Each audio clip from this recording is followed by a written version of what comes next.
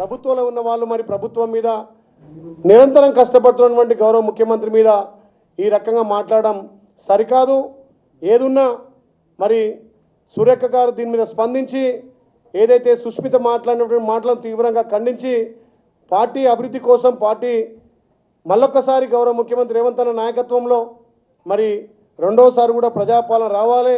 ఇక్కడ కాంగ్రెస్ పార్టీ అధికారంలోకి వచ్చి మన భావి ప్రధాని రాహుల్ గాంధీ గారిని ప్రధాని చేసేంత వరకు మనం కలిసికట్టుగా పోరాడాల్సిన అవసరం ఉంది. మరి మన అభివృద్ధి చూసి మన సంక్షేమం చూసి ప్రతిపక్షాలు ఇలా జీర్ణించుకోలేకపోతున్నాయి. ధనిక రాష్ట్రంలో మేము చేయని పనులు మరి అప్పుల తెలంగాణలో అప్పులున్నా వాళ్ళు చేసే తప్పులున్నా ముఖ్యమంత్రి కేంద్రంతో సఖ్యతగా కేంద్రాన్ని ఒప్పించి మెప్పించి మనకు రావాల్సిన వాటాలను తీసుకొచ్చి ఇలా విదేశీ పర్యటనలు పోయి విదేశం నుంచి కూడా తెలంగాణ అంటే ఇలా భారతదేశంతో కాదు ప్రపంచ దేశాలతో పోటీ పడే విధంగా మన ముఖ్యమంత్రి తీసుకెళ్తుంటే మరి వితిన్ ద పార్టీలో సొంత పార్టీలో ఈ రకంగా మాట్లాడడం చాలా బాధాకరం.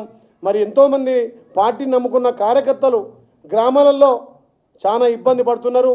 మరి ఎంతోమంది కష్టపడితే మనం ఎమ్మెల్యేలుగా మంత్రులుగా ఇలా అధికారం వచ్చిన తర్వాత మరి ప్రజలకు సంక్షేమాలు అందియాలి, పార్టీని నమ్ముకున్న కార్యకర్తలకు మనం న్యాయం చేయాలి. ఏదైనా ఉంటే సిఎల్పి సమావేశం కానీ మన పిసిసి అధ్యక్షుని ఆధ్వర్యంలో గౌరవ ముఖ్యమంత్రి అందరం కూర్చొని మాట్లాడుకొస్తున్న విషయాన్ని బహిర్గతంగా ఆ సుష్మిత మాట్లాడడం చాలా తీవ్రంగా బాధ కలుగుతుంది. అదేవిధంగా ఆమె మాటలు తీవ్రంగా ఖండిస్తున్నాం.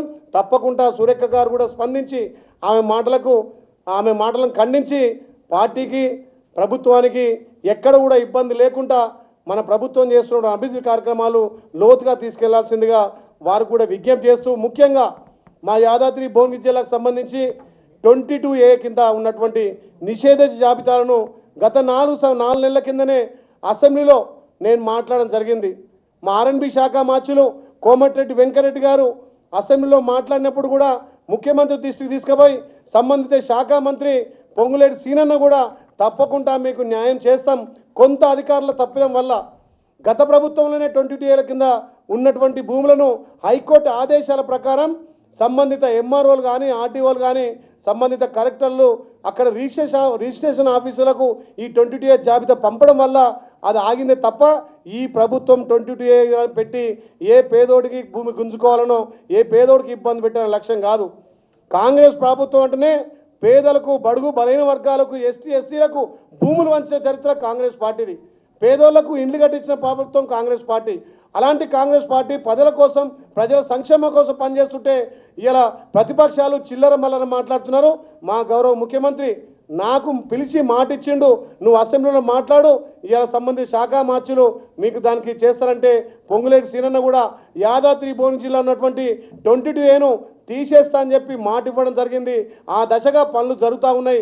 దీని మీద గౌరవ మంత్రి ఆర్ఎన్బి శాఖ మార్చులు కోమటిరెడ్డి వెంకరెడ్డి గారు కూడా నాకు హామీ ఇవ్వడం జరిగింది. ముఖ్యంగా యాదాద్రి భువనగిరి జిల్లాలో అధికారుల నిర్లక్ష్యం వల్ల 39,000 మంది కుటుంబాలు ఇవాళ నిషేధ జాబితాలో ఉన్నాయి. దాన్ని మా పెద్దలు రెవెన్యూ శాఖ మార్చులు పొంగులేటి సీనన్న కూడా పర్యవేక్షణలో 22Aలో మాత్రం పూర్తిగా నిషేధ జాబితాను తొలగిస్తారని మాట ఇచ్చింది. కాబట్టి పార్టీకి అందరం విధేయులుగా ఎంతోమంది కార్యకర్తలు కష్టపడితే ఇలా మనం ఎమ్మెల్యేలుగా ఎంపీలుగా ఎమ్మెల్సీగా గెలిచాం. కాబట్టి దయచేసి వితిన్ ద పార్టీలో మన ముఖ్యమంత్రి చేపడుతున్న అభివృద్ధి సంక్షేమాలను పేద ప్రజల కోసం ప్రతి గడపకు అందే విధంగా ముందుకు తీసుకుపోవాల్సిందిగా విజ్ఞప్తి చేస్తా ఉన్నా.